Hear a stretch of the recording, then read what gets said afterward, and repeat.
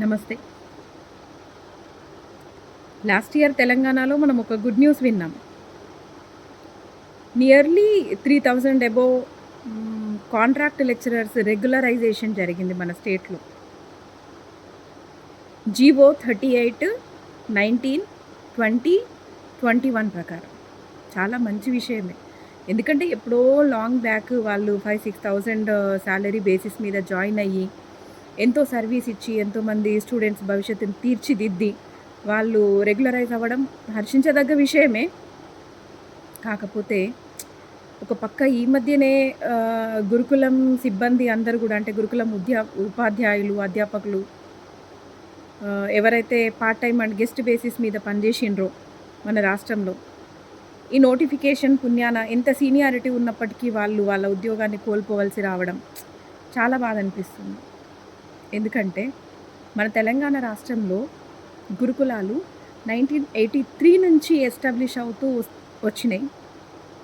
1983 నుంచి దాదాపు గురుకులంలలో 70% part timers, guest faculty ద్వారానే రన్ చేస్తూ వచ్చింది.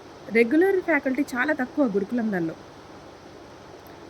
చాలా కష్టం ఉంటుంది మన గురుకులం ఫ్యాకల్టీని రెగ్యులర్ నార్మల్ కాలేజెస్, స్కూల్స్ ఫ్యాకల్టీతో పోలిస్తే చాలా కష్టతరమైన ఉద్యోగం అది. ఎందుకంటే హాలిడేస్ ఉండవు. పొద్దున 5 గంటల నుంచి రాత్రి 9 గంటల వరకు డ్యూటీ చేయాలి. ఎప్పుడూ పిల్లలతోనే ఉండాలి. కుటుంబం కంటే ఎక్కువ పిల్లల మీదనే ధ్యాస పెట్టాలి. అట్లాంటి సిచ్యువేషన్లలో కేవలం 5-6 వేల శాలరీకి జాయిన్ అయిన వాళ్ళు ఎంతోమంది ఉన్నారు. అలాంటి వాళ్ళు వాళ్ళ సర్వీస్ ఎంత గొప్పగా ఇచ్చిండ్రంటే, వాళ్ళు ఇచ్చిన సర్వీస్ వల్లనే ఈరోజు ఇండియాలోనే అత్యధిక గురుకులాలు మన రాష్ట్రంలో ఉన్నాయి. అత్యధికంగా గురుకులాలు ఎక్కడున్నాయంటే తెలంగాణ రాష్ట్రంలో ఉన్నాయి. దీన్ని బట్టి మనం అర్థం చేసుకోవచ్చు, గురుకులంలో ఏ రకమైన ఎడ్యుకేషన్ ఇస్తున్నాం పిల్లలకి, ఎంతమంది పిల్లల భవిష్యత్తు బాగుపడింది ఈ tribal welfare and social welfare societies వల్ల. ఇక్కడ ఎస్సీ, ఎస్టీ, బీసీలకు చాలా మంచి ఎడ్యుకేషన్ ప్రొవైడ్ చేస్తున్నారు. కార్పొరేట్ కాలేజెస్ అండ్ స్కూల్స్కి ధీటుగా ఎడ్యుకేషన్ ఇవ్వడంలో గురుకులాలు ముందున్నాయి. వాళ్ళు ఇచ్చిన ఎడ్యుకేషన్ అట్లాంటిది. అట్లాంటి వాళ్ళందరూ కూడా ఈరోజు దగ్గర లాస్ట్ ఇయర్ నోటిఫికేషన్లో 9,000 అబోవ్ పోస్టులని అనౌన్స్ చేశారు. ఇప్పుడు అంతమంది రెగ్యులర్స్ వచ్చి జాయిన్ అవుతున్నప్పుడు,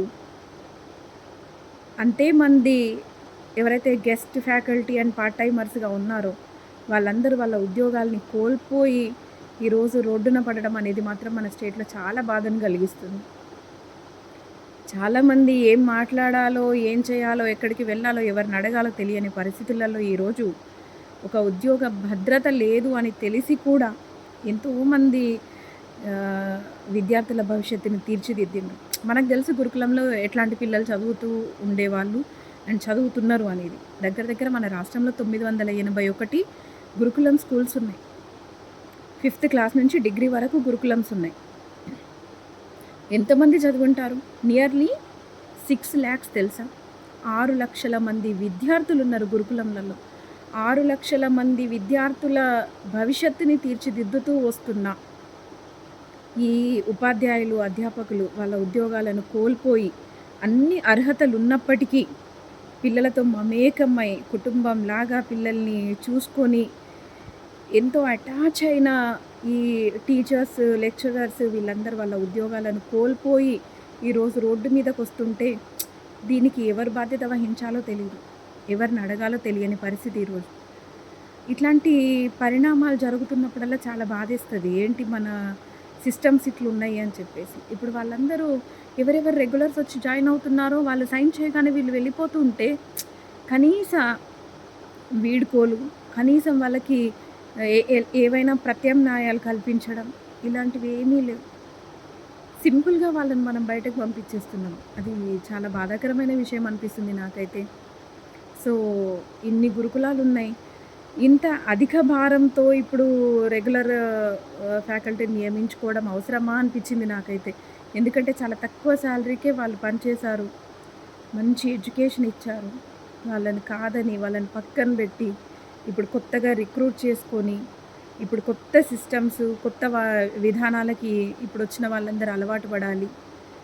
సో ఎన్నో సమస్యలు ఉన్నాయి గురుకులాలలో. క్వార్టర్స్ ఉండవు, సరిగా ఫెసిలిటీస్ లేవు. అట్లాంటి పరిస్థితులను ఇప్పుడు వచ్చే వాళ్ళందరూ తట్టుకోగలుగుతారా? ఏమో చూడాలి ఏం జరగబోతుందో. ఏం జరిగినా చూడడం తప్ప మనం ఏం చేయగలుగుతాం చెప్పండి. ఎనీహౌ ఇన్ని సంవత్సరాలుగా గురుకులంలో పనిచేస్తూ ఇప్పుడు తమ ఉద్యోగాలను కోల్పోయి వెళ్తున్న గురువులందరికీ కృతజ్ఞతలు. మీ వల్లే ఎంతోమంది విద్యార్థుల జీవితాలు బాగుపడ్డాయి, ఎంతోమంది కుటుంబాలు నిలబడ్డాయి. మీకు నమస్కారం ఈ గురు పౌర్ణమి రోజున.